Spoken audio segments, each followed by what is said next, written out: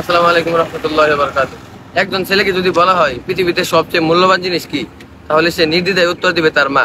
এখন আমার সাথে যে ভাইটিকে দেখতে পাচ্ছেন, তার মা বাড়ি থেকে তার বউয়ের সাথে ঝগড়া করে চলে আসছে। তার মাকে খোঁজার জন্য তিনি রংপুর থেকে টাঙ্গাইল এসেছিল এক আত্মীয়র বাসায়। টাঙ্গাইল আসার পথে তার সাথে কি কি হয়েছে তার মুখ থেকে শুনুন। আসসালামু আলাইকুম রহমতুল্লাহ। ওয়ালাইকুম সালাম। কেমন আছেন ভাই? ভালো ভাই, বেশি ভালো না ভাই, আপনার সাথে কি কি হয়েছে, মানে পুরো কাহিনীটা যদি আপনি বলতেন একটু। আমার আম্মা পাশার থেকে আমার বোর সাথে ঝগড়া করে বাড়ায় আসছে। আসার পরে আমার এই জায়গায় এক আত্মীয় আছে, আমি আমার আত্মীয়র বাসায় আসছি খোঁজ নেওয়ার জন্য। আসার পথেই মনে করেন যে বিন্নাকুড়ি বাজার পাড়ায় একটা জঙ্গল আছে, ওই জায়গায় আমাকে আটক করে 4টা লোক আমার ঘাড়ে মারছে, ঠ্যাঙ্গের এই জায়গায় মারছে। আমি হাঁটতে পারি না ঠিক মতো। মায়ের আমার ফোন টাকা পয়সা যা ছিল সব কাইরা নিছে। তারপরে আমি আমার হাঁটতে হাঁটতে আমার ওই মামার বাসায় গেছি। যাওয়ার পরে জিগাইছি, আমার আম্মার আমি পাই নাই। পরে হাঁটতে হাঁটতে হাঁটতে হাঁটতে আসার পথে এক ভাইয়ের সাথে দেখা। পরে ওই ভাই 150 টাকা দিছে। ওই টাকাটা নিয়ে আমি আসতেছি, পরে আপনার সাথে দেখা এবং কি আপনি পরে আমাকে এই জায়গায় নিয়ে আসছেন। আর আমার আম্মা যে পোশাক পরে বাড়াইছে এটা হচ্ছে মনে করেন কালো অথবা একটা খয়েরি একটা সালোয়ার, আর একটা পোশাক একটা মানে জামা ছিল পরনে। জামার কালার ছিল সাদা, গোলাপি এবং খয়েরি, 3টা মিলে একটা এক কালার জামা। আর খয়েরি কালার একটা ওড়না পরছে, সাথে একটা বাচ্চা আছে 12 থেকে 13 বছরের। বাচ্চা, সেটা আপনার কি হয়? ওটা আমার মানে নিজের কেউ না হইলেও মানে আমার আম্মা নিজের ছেলের মতোই মানুষ করে, ছেলেটা মানে লালন পালন করে। মানে আপনার আম্মু মানে তাকে আপনার ভাইয়ের মতো আর কি পালন করে। হ্যাঁ, তাকে নিয়ে আপনার আম্মু বাড়ি থেকে বের হয়ে পড়ছে বের হয়ে আসছে। আপনার বউয়ের সাথে ঝগড়া করে। হ্যাঁ, এখন আপনি আর কি আপনার আম্মুকে খুঁজতেছেন। খুঁজতেছি।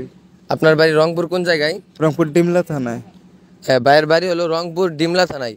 ভাই তার আম্মুকে খোঁজার জন্য টাঙ্গাইল পর্যন্ত আসছে। এখন আপনি আপনার আম্মুকে মানে এই জায়গায় খুঁজে পান নাই, আপনার আত্মীয়র বাসায়। না, পাই নাই।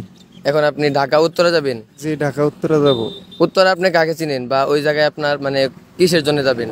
ওই জায়গায় আমার আম্মা এক জায়গায় মনে করেন একটা না 8 বছর ভাড়া ছিল এক বাসায়, আমি ওই জায়গায় যাই খোঁজ নেব।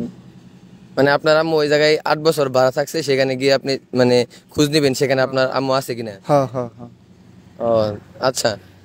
এখন তাহলে আপনার আম্মু মানে ঢাকা উত্তরায় গেছে কিনা এরকম আপনার সম্ভাবনা আছে। এখন আপনি ঢাকা উত্তরে যাবেন, হ্যাঁ। তারপর আপনার সেখানে যদি আপনার আম্মুকে পান তাহলে তো পেলেন, আর না হলে মানে আবার বাসায় চলে যাবেন কিনা। না, আমি এইভাবেই খুঁজতেই থাকবো আমার আম্মারে। মানে যতদিন আপনি না পাবেন ততদিন আপনি আপনার আম্মুকে খুঁজতে থাকবেন। হ্যাঁ, খুঁজতেই থাকবো। আচ্ছা, বাইটের কথা শুনে যা বুঝতে পারলাম, তার আম্মুকে সে অনেক ভালোবাসে। এখন বর্তমান তার পরিস্থিতি যেরকম, সে একদম অসহায় হয়ে পড়েছে। আপনি চিন্তা করেন, আপনার আম্মু যদি বাসা থেকে আপনার বউয়ের সাথে ঝগড়া করে বেরিয়ে চলে আসে, তাহলে আপনার মানে আপনার আম্মুকে খুঁজতে বের হবেন। খুঁজতে বের হওয়ার পর যদি আপনার আম্মুকে না পান, তাহলে আপনার কিরকম লাগবে। এই বাইটির সাথে ঠিক সেরকমই হয়েছে। তার আম্মু তার বউয়ের সাথে ঝগড়া করে চলে আসছে। এখন এখন মানে তার আম্মুকে খুঁজতেছে জায়গায় জায়গায়। এখন তার আত্মীয়র বাসা ছিল টাঙ্গাইল। টাঙ্গাইলে এসে সে তার আম্মুকে খুঁজে পায়নি। এখন সে ঢাকা উত্তরা যাবে। উত্তরা তার এক আত্মীয়র বাসা আছে, সেখানে যদি তার আম্মুকে না পায়, তারপরেও সে মানে খুঁজতে থাকবে। যদি এই বাইকে রাস্তায় কেউ কোনো জায়গায় দেখে থাকেন, তাহলে অবশ্যই একটু সাহায্য করার চেষ্টা করবেন। আর আমরা এখন এই বাইকে মধুপুর নিয়ে গিয়ে বাসে উঠিয়ে দিব, মানে উত্তরা যাওয়ার বাসে তাকে উঠিয়ে দিব। সে উত্তরা যাবে। উত্তরা যাওয়ার পর যদি তার মানে সেখানে তার আম্মুকে খুঁজবে। আর রাস্তায় যদি এই বাইকে কেউ দেখতে পান, তাহলে অবশ্যই সাহায্য করবেন। ধন্যবাদ। আসসালামু আলাইকুম।